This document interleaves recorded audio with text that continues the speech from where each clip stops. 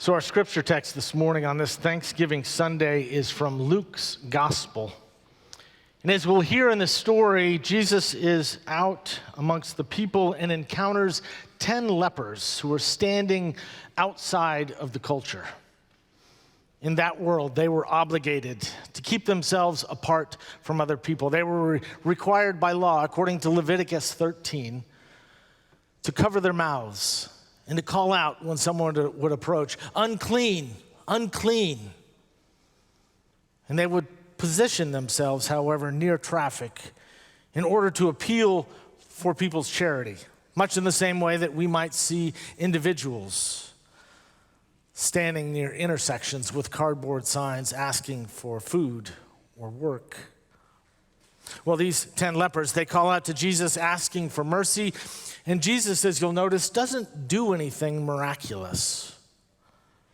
There's no special words, no special actions, just simple instructions to go and to present themselves to the priest, again, in accordance to the law of Leviticus 13. And all 10 of them, they get up and they go, doing just as they are told. And on the way, the text says, they are made clean. And that, dear church, is when the story gets interesting.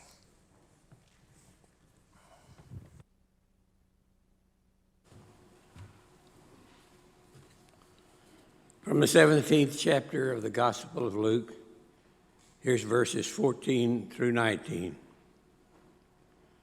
On the way to Jerusalem, Jesus was going through the region between Samaria and Galilee. As he entered a village, 10 lepers approached him. Keeping their distance, they called out, saying, "Jesus, Master, have mercy on us." When he saw them, he said to them, "Go and show yourselves to the priest." And as they went, they were made clean. One of them, when he saw that he was healed, turned back, praising God with a loud voice. He prostrated himself at Jesus' feet and thanked him. And he was a Samaritan. Then Jesus asked, "Were not 10 made clean? But the other 9, where are they? Was none of them found to return and to give praise to God except this foreigner?" Then he said to him, "Get up and go on your way. Your faith has made you well." The word of God for the people of God. Thanks be to God.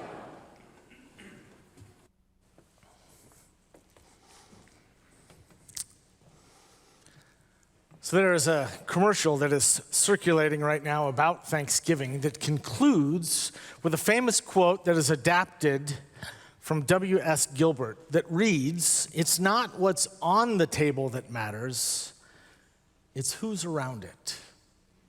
It's not what's on the table that matters so much as who's around it. I know that many of you, many of us will be gathering together this week with family, and that can be a time of joyous celebration. And it can also be stressful. As you sit down this week, maybe your family and maybe your extended family, maybe there's a chance that all of them will be a model of mental health and emotional intelligence. Or maybe not. Rick Warren, pastor in Southern California, says that every family, every group, and I would argue that every church has at least one person that requires extra grace. In my family, we call those people EGRs, extra grace required. And like I said, I'm pretty sure that every family has one. So this Thursday, as you gather together with your family, with your friends, as you look around the table, and if you cannot find one person that requires extra grace, it's probably you.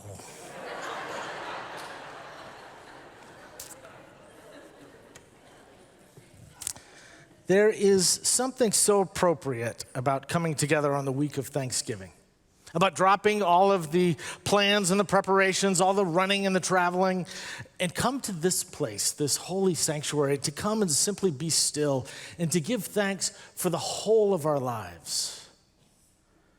And that's not always easy to do, is it? For many of us, this time of year brings to our remembrance all the things that are different this year, all of the things that are missing. For some, it might be a job or a child. For some, it might be a parent, a spouse, a friend. Or maybe it's something a little less tangible but still very real. Maybe it's happiness or wholeness or contentment, a sense of purpose in your life. For many, I'm aware, this year, there will be an empty chair around the table where a loved one has sat for years and years and years, and now they're gone. It's important for us to acknowledge that this has been a rough year. With the pandemic, with all of the divisions in our culture, both racial and political, all that is going on around us, for many, this has been a hard year. A study came out this last week by Barna Research that pointed out that 38% of clergy have considered not just quitting their jobs, but leaving the ministry altogether in the last 10 months. For mainline Protestant, that number is closer to 51%. This has been a hard year. Back during the days of the Depression, there was a group of clergy in the Northeast that gathered together to discuss how they should conduct their Thanksgiving services. This is a small town, and every year they would gather together all of the different churches, and they would have a community Thanksgiving service on the Wednesday night before. And as they got together to plan, one of them thought that here we are in the midst of the Depression. Things are about as bad as they can get. There's no sign of relief in sight. The breadlines were depressingly long. The stock market was down. Unemployment was up. And the term Great Depression was a pretty apt description of the mood of the country. And the clergy that gathered that day decided that maybe the best thing to do would be just to sort of lightly mention Thanksgiving. Just lightly touch on the subject in reverence to the human misery that was all around them. But after listening for just a while, one of them spoke up and said, "With all due respect, my friends and colleagues, this was not the time to give a mere passing mention to Thanksgiving. In fact," he says, "just the opposite is necessary. This was the time for the nation to get matters into perspective and to thank God for the blessings that are always present, even when they are hard to find, when they're hidden due to the hardship that's all around us." And I think he's right. I think he's right, because most intense moments of thankfulness are not found necessarily in times of plenty, but when the difficulties of life are all around us. Think, for instance, of the pilgrims on that very first Thanksgiving. Half of their people were dead. They were without a home, no country to call their own, but still in the midst of that, there was thanksgiving to God. And it was that same sense of gratitude in the midst of struggle that led Abraham Lincoln to establish the very first official holiday, Thanksgiving, in the midst of the Civil War, when the list of casualties seemed to have no end, when the very nation itself struggled for survival. Anne Lamott once said, "It's easy to thank God for life when things are going well, but life is much bigger than we give it credit for. And much of the time, it's a lot harder than we would like. But it's a package deal." So maybe this is exactly what we need. What could be better than something to raise our spirits than a day that we gather together to celebrate what I like to refer to as the 3 F's: food, family, and football. Can I get an amen?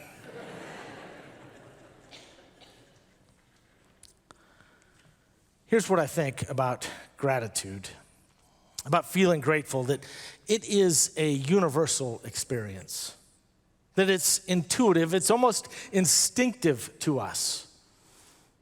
To those outside of the church, it's still instinctive. They think, thank goodness for whatever may be happened. For us inside the church, people of faith, we tend to thank God, but we are instinctively grateful, even if we might express it in different ways.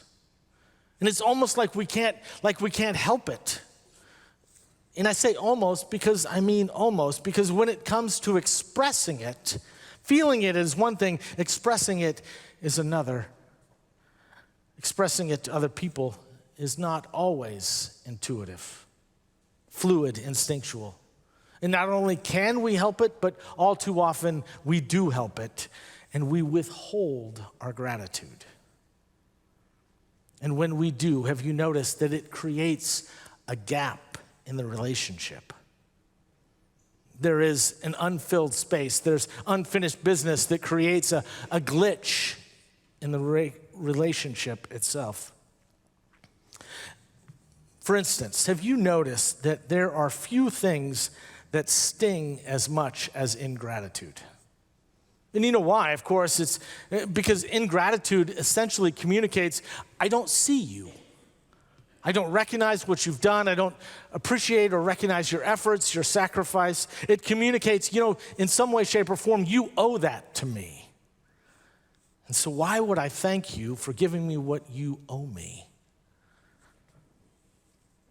You know what's odd about this is that the other person at the end of that ingratitude, they didn't do anything to us. They just didn't do anything.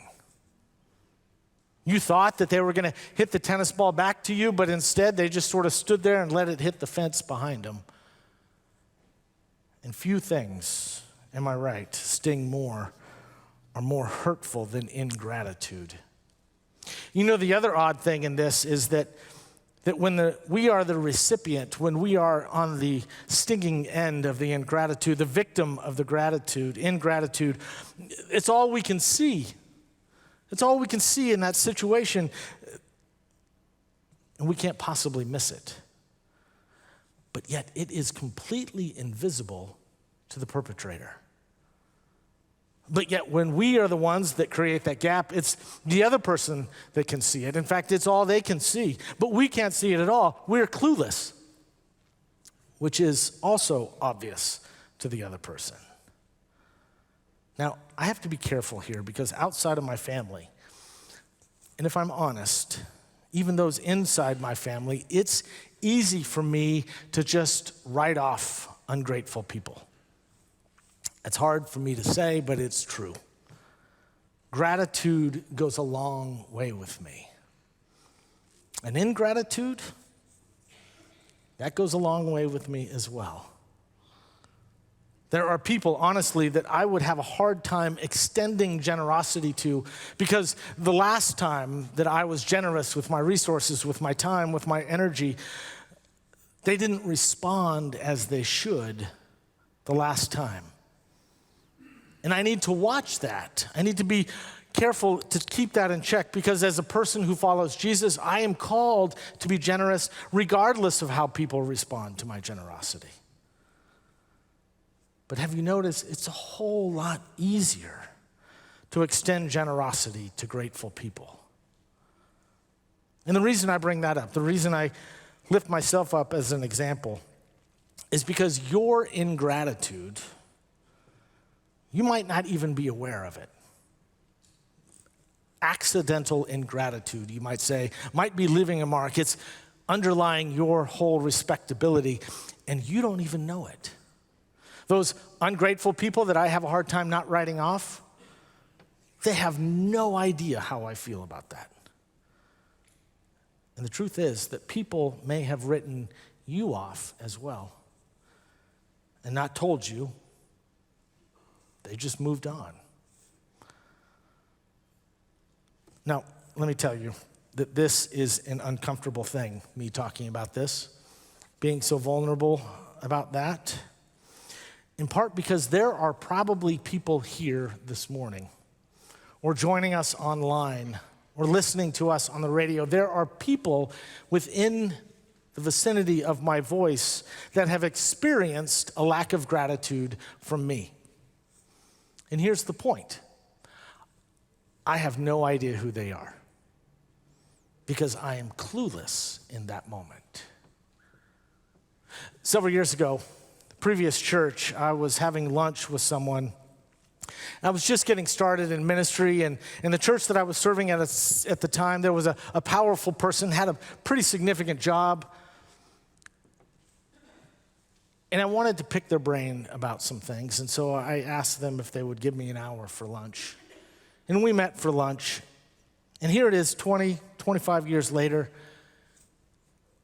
and there's only one thing that I remember from that hour. And the truth is it's probably not what he would want me to remember. In fact, he probably doesn't remember this at all.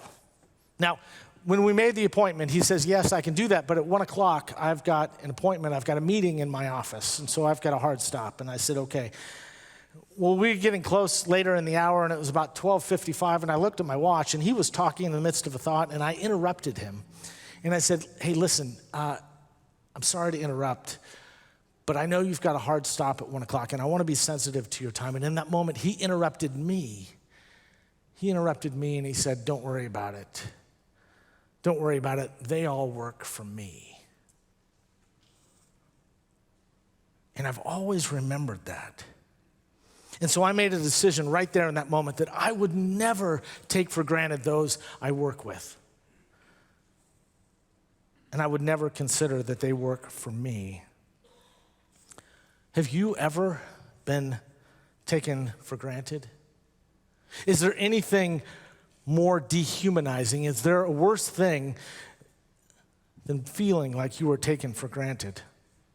But yet, on the other hand, if you were on the other side of that, if you've been accused of being ungrateful, that's no picnic either. That's not very fun either. And you probably, in that moment, you probably got defensive yourself. They're accusing you of not feeling something. And so your response, your initial defensive response must have been, well, how can you know what I feel? How do you know how I feel? That's just the point. They don't know how you feel. They only know how they feel. And in that moment, they feel unappreciated and taken for granted. And you probably, in your own defense, you came back and you said, look, I am grateful, which is translated, I am grateful on the inside.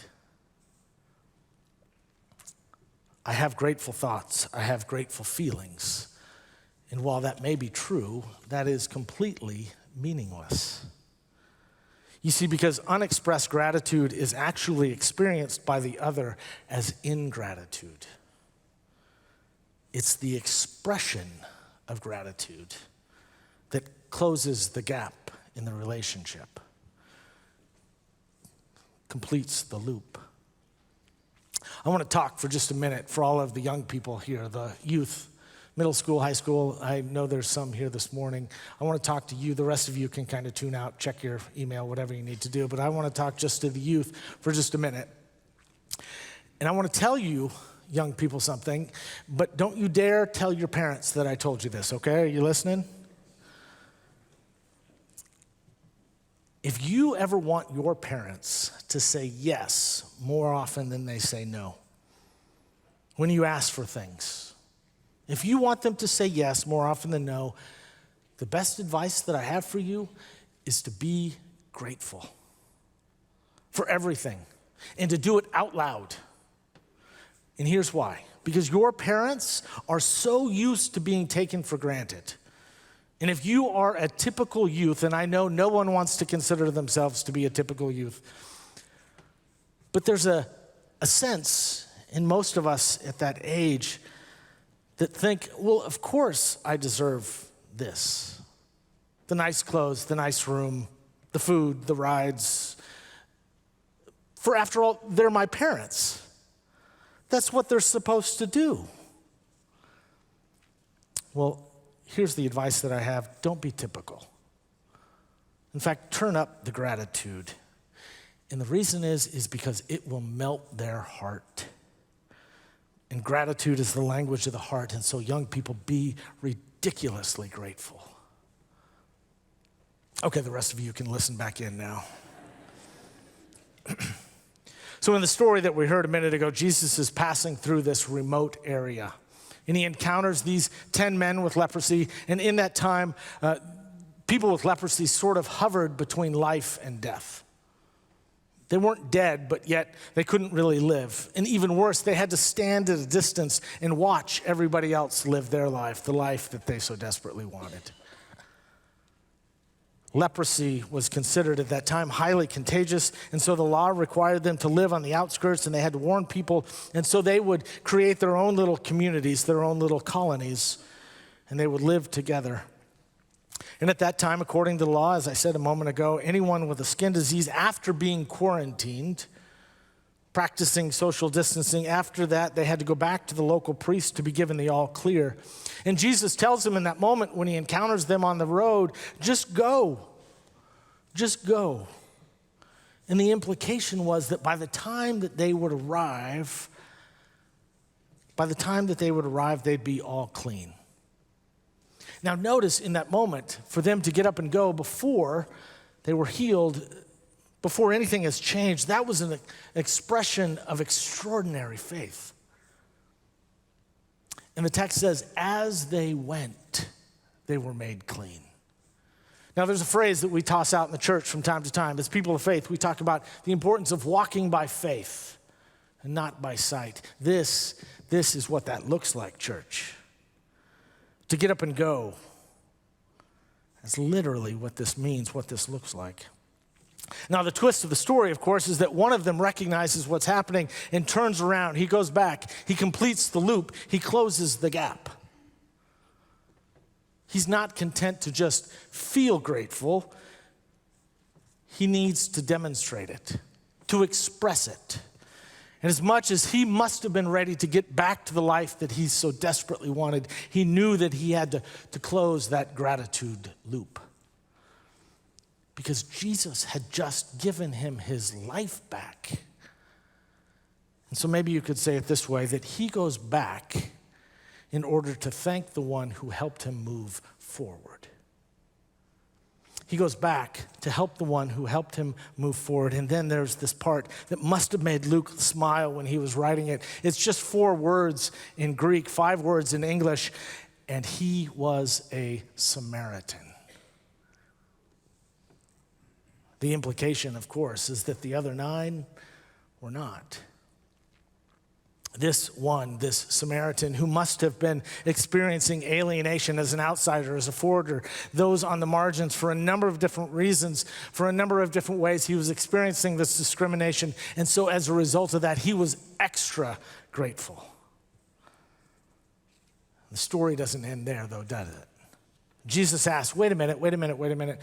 There were 10. Weren't there 10? But the other 9, he says, where are they? I suspect he was not really expecting an answer, but simply making a stinging observation that something is missing, that some ones are missing. Now, we as hearers, we hear that, and we judge, and we ask, yeah, where are they? But before we judge too harshly, I imagine that if someone were to confront those other 9 about their lack of ingratitude, that they would have been defensive and quick to respond, wait, we are grateful. Our hearts are overflowing with gratitude. In other words, they felt it. They just didn't express it. Now, let me be honest, and to ask you to be totally honest. And to simply ask, is expressing gratitude difficult for you? Are you more comfortable pointing out how something could have been better than recognizing how good it really is? And if so, have you done some work on yourself, some introspection to look closely so that you can figure out why you're wired that way? And if you've not, let me give you a good place to start. And that is, I believe that most of us feel that gratitude feels like an admission of weakness. That it makes us feel like that we might not have been able to do what we would have accomplished without their help. And guess what?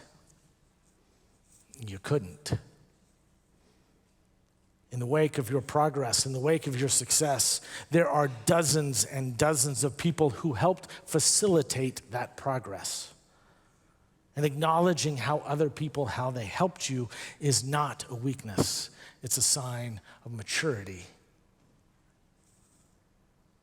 You see, gratitude is evidence that you have life in proper perspective, that you wouldn't be where you are without the help, without the support, without the encouragement of other people, and you owe them a debt of gratitude, and that's okay. It's not a sign of weakness, but a sign of maturity. So, church, I want to invite you. I want to encourage you to be the one. To be the one that goes back to thank those who enabled him to move forward. And simply ask, who are those people in your life? Who has helped you move forward in your career, in your relationships, spiritually, emotionally? Who are those people that have helped you move forward? And have you helped them? Have you expressed your gratitude? Maybe you felt it, but have you expressed it? And sure, you may say, I pay them, or I married them, or they're my mom. But have you expressed your gratitude? When someone tells your story, will it be the story of the 1 or the 9? You see, the great news in all this is that you get to decide. You get to decide one story, one expression of gratitude after another. You see, gratitude that we feel but don't express is simply ingratitude by another name. And it's true with our relationship with our family, with our friends, with those that are sitting beside us in the pews, with our mentors, with our teachers. In church, hear me when I say this, it's true with our relationship with God too. If you want to deepen your connection with the divine, grow closer to God, might I suggest that you start by being ridiculously grateful. And not just feeling that gratitude, but expressing it. So church, let's close the loop. Let's complete the gap. Let's get in the habit of circling back. Let's decide today. Let's decide today that we're going to be the one.